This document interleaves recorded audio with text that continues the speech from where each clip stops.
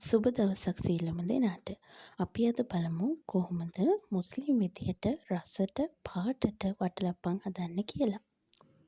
ඉස්සෙල්ලම මම අකුරු ටිකක් ගාගෙන ඒකට එනසල් ලෙට 2-3 කුරුඳු කෑල්ලක් දාලා හොඳ ගෝල්ඩන් බ්‍රවුන් කලර් එකේ එනකම් ලිපේ මධ්‍යම ප්‍රමාණය ගින්දර තියාගෙන අකුරු ටික දිය කර ගන්නවා.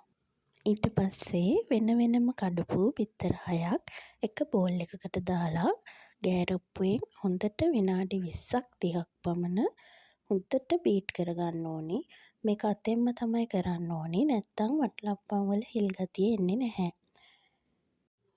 මේ තියෙන්නේ මම හරියටම පැය භාගයක් බීට් කරගත්තට පස්සේ දැන් අපි කලින් හදාගත්ත අකුරු මිශ්‍රණයේ විනාඩි 20ක් මේ හොඳට නිවලා තියෙන්නේ. ඒ නිවාගත්ත අකුරු මිශ්‍රණයට අපි බීට් කරගත්ත බිත්තර ටික හිමින් දාලා කවලම් කරගන්න ඕනි. අපි මෙහෙම කවලම් කරගන්නේ අතින්මයි. මේ කිසිම දෙයකට බීටර් එකක් පාවිච්චි කරන්න අවශ්‍ය වෙන්නේ නැහැ. ඔයාලට පුළුවන් ගෑරුප්පුවෙන් මේක හිමීට කවලම් කරන්න. ඒක කවලම් කරගත්තට පස්සේ උකු පොල් කිරි අරගෙන අපි මේ මිශ්‍රණයට එකතු කරනවා. පොල් කිරි එකතු කරගත්තට පස්සේ මේ මිශ්‍රණය අපි හොඳට කවලම් කරගන්න ඕනේ. කවලම් කරගෙන ස්ට්‍රේනර් එකක් අරගෙන අපි මේ මිශ්‍රණය නැවත වරක් පෙරා ගැනීමක් කරනවා. එහෙම කරන්නේ බිත්තරවල තියෙන පිළිය ගඳ නැති වෙන්නයි. අපි අර අකුරු මිශ්‍රණයට දාපු එනසල් කුරුඳු ටික වෙන් කර ගැනීමක් කරගන්න ඕනි. මේ තියෙන්නේ සාදික්කා. ග්‍රේටර් එකක් ආධාරයෙන් පෙරාගත්ත මිශ්‍රණයට අපි මේ සාදික්කා ටික පොඩ්ඩක් ග්‍රේට් කරගන්නවා. එහෙම ග්‍රේට් කරගෙන ලුණු පිංචක් විතර දාගන්නවා.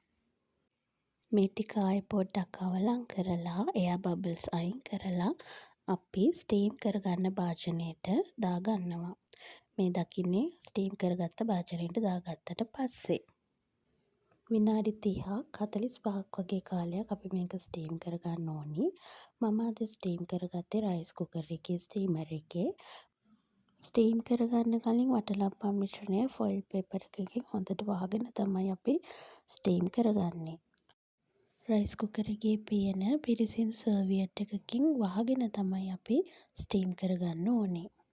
ඊට පස්සේ අපිට ටූත් පික් එකක් ආධාරයෙන් මේක හොඳට ස්ටීම් වෙලාද කියලා බලා ගන්න පුළුවන්.